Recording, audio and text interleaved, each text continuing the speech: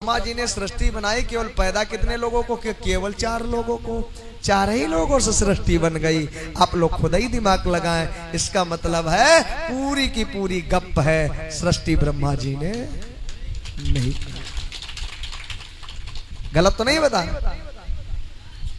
4 सवाल है, जाना, विचार करना और भरी बाजार में आप बोल देना। अच्छे अच्छे विद्वान आपको पीठ दिखा करके चले जाए। जितने भी 33 करोड़ देवी देवता हैं, सबकी फोटो आप लोगों ने नहीं देखी होगी, लेकिन राम, कृष्ण, शंकर, ब्रह्मा, विष्णु, इनकी तस्वीरें तो आप लोगों ने कैलेंडरों में देखी होंगी। देखी है कि नहीं देखी है? ठीक। अब सवाल यह है, कपड़े का आविष्कार किसने किया? भगवान ने, इंसान ने? बोलिए एक साथ में, आगे से पीछे तक। कपड़े का आविष्कार किसने किया? क्योंकि इतिहास में हम आदि मानव की कथा पढ़ते हैं कि यहाँ पर जब कपड़े का आविष्कार नहीं था तो आदि मानव नंगा रहता था, जानवरों की खाल से और पेड़ की पत्तों और उसकी छाल से अपने शरीर को, इतिहास कहता ना, मतलब जानवरों की खाल से, पेड़ पौधों की पत्तों और उसकी छाल से अपने शरीर को ढकता था। आदि मानव नंगा रहता था जब कपड़े का आविष्कार नहीं हुआ था। तो आप विचार करिए, आपने ब्रह्मा जी को देखा, शंकर जी को देखा, पार्वती को देखा, लक्ष्मी जी को देखा, विष्णु जी को देखा, सारे लोग कपड़ा पहने हैं। पहने कि नहीं पहने हैं? और कपड़े का आविष्कार किसने किया? इंसान ने। अगर कपड़े का आविष्कार इंसान ने किया, अगर भगवान पहले पैदा हुआ तो वो कपड़ा किस फैक्ट्री से लेके आया? विचार कर। सुनार की दुकान थी नहीं, सोने का आविष्कार हुआ नहीं था, धातुओं का आविष्कार हुआ नहीं था, सुनार की दुकान थी नहीं, तो उस समय भगवान का मुकुट, भगवान के कुंडल, लक्ष्मी जी की नथुनिया, ये किसकी दुकान से आई? किसने गढ़ा था? इसका मतलब सुनार पहले पैदा हुआ। भगवान आटा, दाल, तेल, ये किसने बनाया? किसने बनाया? इंसान ने। और भगवान 56 प्रकार का भोग खाता था। जब लड्डू, बर्फी, मिठाई बनती थी तो चीनी किस फैक्ट्री की जाती थी? कढ़ाई थी नहीं, खोया किस कढ़ाई में उठा जाता था बर्फी बनाने के लिए? चीनी थी नहीं तो किस फैक्ट्री से आती थी? आप लोग विचार कर रहे हैं। चीनी की फैक्ट्री किसने बनाई? चीनी का आविष्कार किसने किया? इंसान ने। और बर्फी का आविष्कार तो ब्रह्मा जी, विष्णु जी, शंकर जी स्वर्ग लोक में रहते थे, तो उनके वहां ब्रह्म जो है क्या नाम, 56 प्रकार का भोजन बनता था। 56 प्रकार के मसाला कौन लेके आया? किसकी दुकान से? जब बनिया था नहीं, सरसों का तेल था नहीं, कोल्हू लगा नहीं था।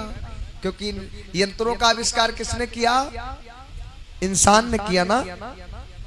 अगली चीज, इन महल और दुमहले जो मकान हैं, इन मकानों का आविष्कार किसने किया? किसने बनाया?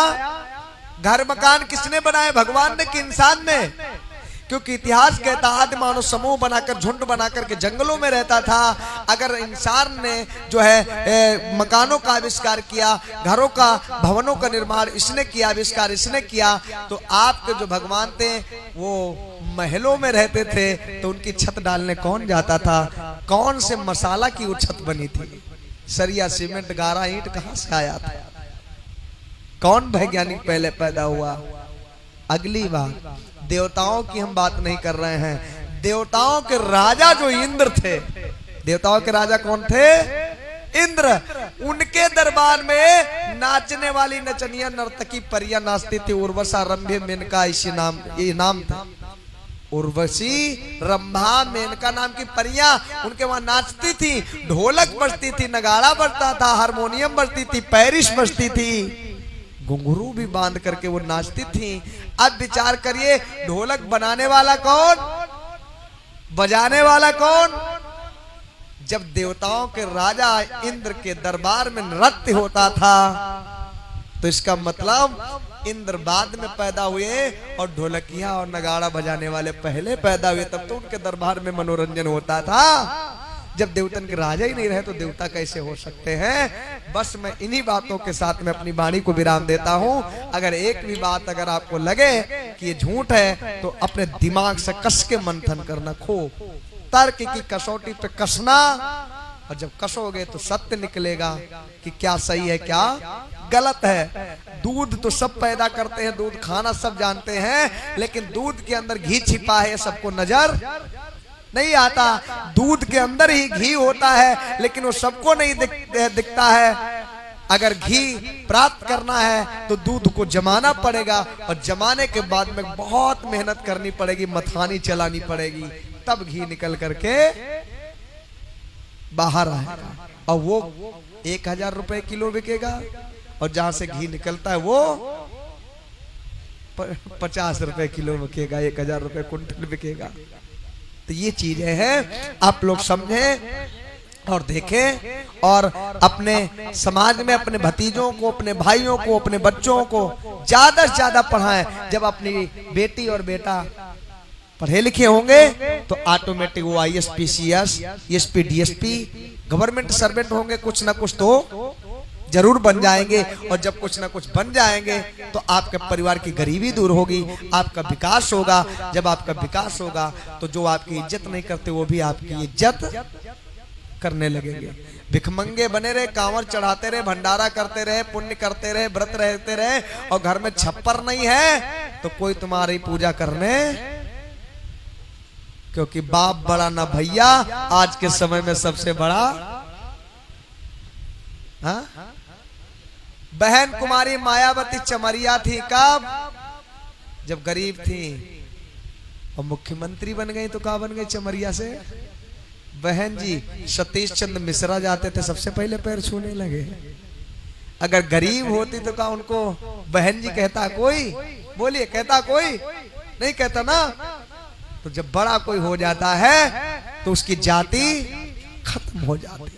बाबा साहब नीच थे, चमार थे, सब कुछ थे।